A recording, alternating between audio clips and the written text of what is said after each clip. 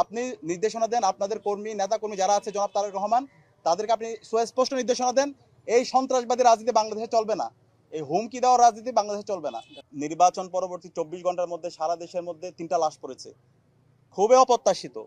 এই জুলাই বিপ্লব পরবর্তী যদি এইভাবে আবার লাশের কথা আমাদের শুনতে হয় এবং শতাধিক জায়গায় আমরা হামলার চিত্র আপনারা দেখতে পেয়েছেন, আমরাও প্রতিনিয়ত পাচ্ছি। ইতিমধ্যে আমাদের ডাকসুর জিএস যে তালিকা পাঠ করেছেন, আমাদের তালিকাটা আরো অনেক দীর্ঘ, আমরা ডকুমেন্টেশন করছি এবং প্রত্যেকটা ডকুমেন্টস আমাদের কাছে আছে, আমরা আপনাদের কাছে দিয়ে দিব। তো এটা আমরা অবাক হয়েছি, যেখানে এই জুলাই বিপ্লব হয়েছে এই ফেসিবাদী কাঠামো ভেঙে দেওয়ার জন্য, হাসিনাবাদী যে রাজনীতি সেই রাজনীতিকে ভেঙে নতুন রাজনীতি বিনির্মাণ করার জন্য। কিন্তু আমরা দেখতে পাচ্ছি সেই হাসিনার রাজনীতি, যে ফেসিবাদী আমলে যেমন দেখতে পেয়েছি নির্বাচন পরবর্তী সহিংসতা, মারামারি, হুমকি, দেখে নেওয়ার হুমকি, সেই রাজনীতি আমরা আবার দেখতে পাচ্ছি। 24 ঘন্টায় 3টা লাশ পড়েছে, শতাধিক জায়গায় হামলা হয়েছে। আমরা হুঁশিয়ার করতে চাই, যারা এখন দায়িত্বশীল পর্যায়ে এসেছেন, যারা সরকারি দল হবেন, প্রত্যেক নাগরিকের নিরাপত্তা আপনাদেরকে ইনশিওর করতে হবে। আর যদি একটা লাশ পড়ে এবং এই লাশ যারা ফেলিয়েছে তাদেরকে বিচার আওতায় নিয়ে আসতে হবে।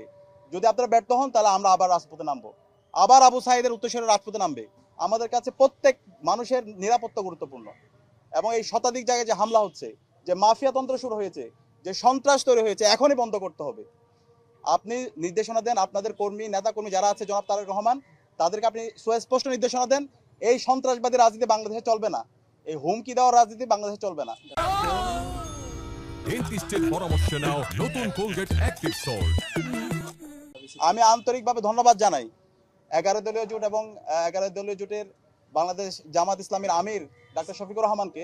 নির্বাচন পরবর্তী চাইলে উনি দেশে অনেক ধরনের অস্থিতিশীল করার কথা বলতে পারতেন এবং ফিল্ড লেভেলে কিন্তু ওই ধরনের চাপ ছিল, কিন্তু তিনি সারা দেশের নেতাকর্মীদেরকে শান্ত থাকার জন্য নির্দেশ দিয়েছেন এবং রায় মেনে নিয়ে যে সমস্ত জায়গায় আপত্তি আছে সেগুলো নিয়মতান্ত্রিকভাবে সেগুলো উত্থাপন করার জন্য তিনি নির্দেশনা দিয়েছেন।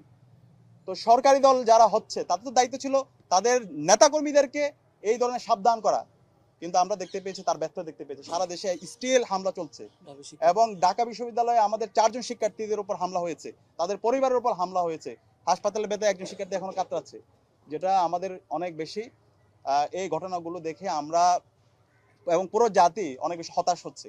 তা আমরা আশা করব বিএনপির জায়গা থেকে এবং যারা সরকারি দল হচ্ছে এই জায়গায় যারা এই সমস্ত হামলা করছে এবং এই ধরনের হুমকি দিচ্ছে তাদের বিরুদ্ধে যেন দ্রুত সময়ের মধ্যে ব্যবস্থা গ্রহণ করা হয়।